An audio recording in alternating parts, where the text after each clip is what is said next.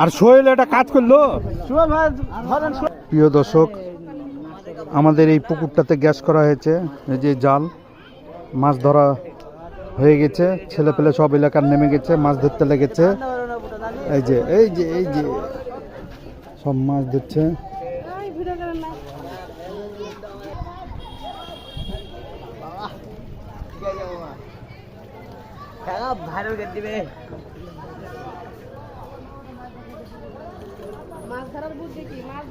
ধরে উঠে গেল, এই যে উঠছে, এই যে এই যে ধারে, এই যে ফেল দিল। ও হ্যাঁ,